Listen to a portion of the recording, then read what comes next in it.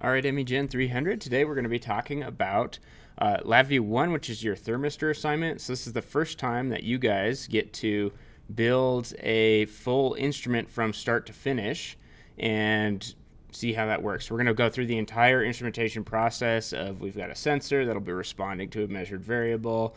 We have to set up a transducer, capture that signal, process the signal, and then create an output, which in our case will be some graphs on a front panel in a VI in LabView, and also a data file. So we'll record the temperature to a data file and then be able to plot that later on.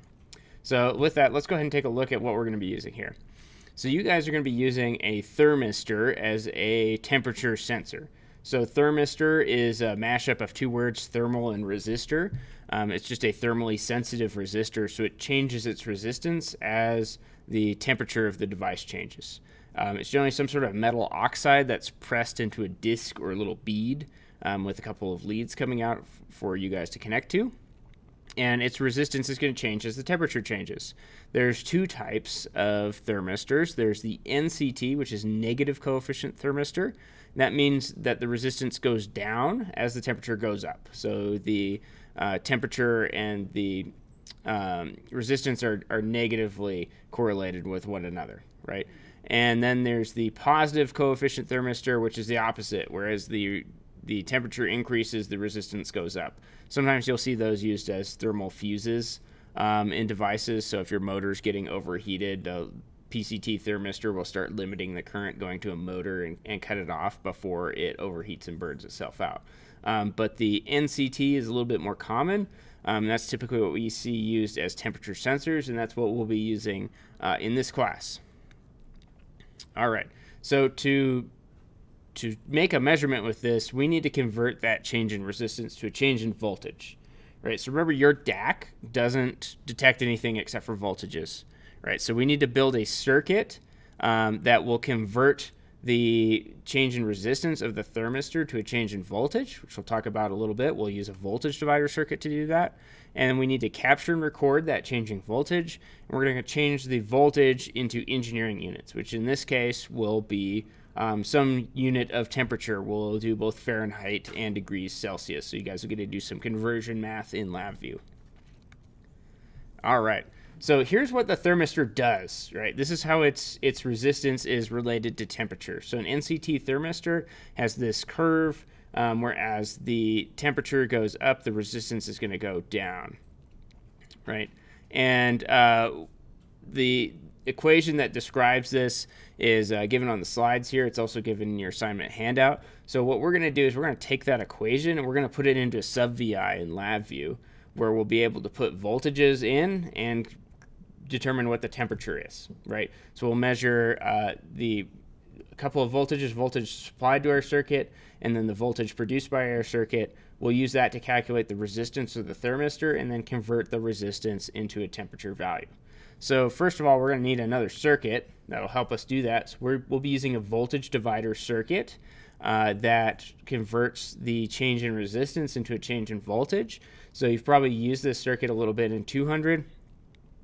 But essentially what it does is we give it a fixed supply voltage, and then V out in this case is going to vary as the resistance of the thermistor changes. So we'll have V out will be a direct function of the temperature, and that's how we'll determine what our temperature is.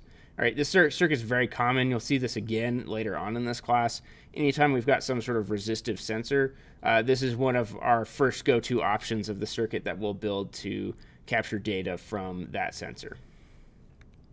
All right, let's take a look at the big picture of how this is all going to go together.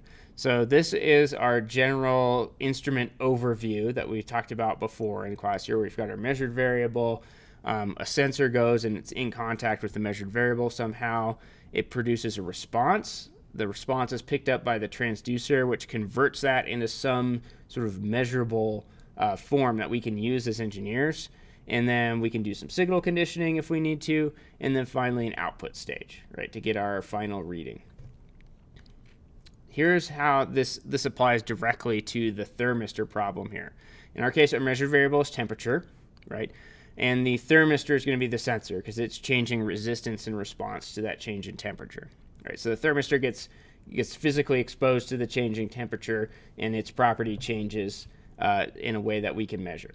All right, to pick up the change in resistance, we can't see that directly with the DAC. We need to build a circuit that will convert that to a voltage. That's our voltage divider circuit, and that functions as our transducer, right? So that is going to be what changes that change in resistance through change in voltage, which is what we need so that we can record that response with the DAC.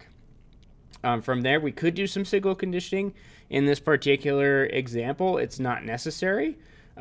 Typically, signal conditioning in this kind of instrument would look like some sort of amplification to change a very small change in voltage into a larger one. That would be easier to see with the DAC.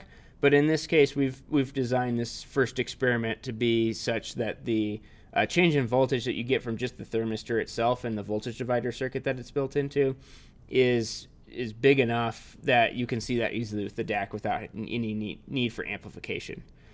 So from there, we'll just go straight into the DAC. We'll capture that voltage data. We'll need to convert the voltages into a temperature, which is another form of signal conditioning. We're processing our signals. And then finally, we're going to take that finished temperature value and we're going to output it. So in our case, we want to have some graphs that show what the temperatures are that we're measuring. And we are also going to be writing those temperature values to a data file, will be our output.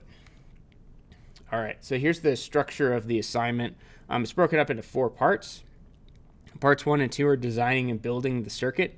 We'll use benchtop instruments, which we have a couple of other videos on the benchtop power supply and the multimeter for you guys to review so that you know how to use both of those. So we'll use those first to get familiar with them and verify that our circuit is working. Then we'll build a LabView VI that will allow us to capture the data and convert it directly to temperature, as well as have some other cool options like select between units and which type of graph we want to look at. And then finally, we will record our data and take that recorded data and use it to make a nice looking finished plot that we could put into an engineering report. Right, so that is the general outline of how this assignment is going to go. So for building your circuit, you're going to use your benchtop power supply, right? So that's what you'll be plugging into your breadboard to supply your voltage into your voltage divider circuit, and you use your multimeter to check those voltages. We have a couple of extra videos where I'll show you how to use these devices and actually demo some of their functions. So be sure to review those if you haven't used them before. But other than that, good luck. We'll see you in class and ask lots of questions.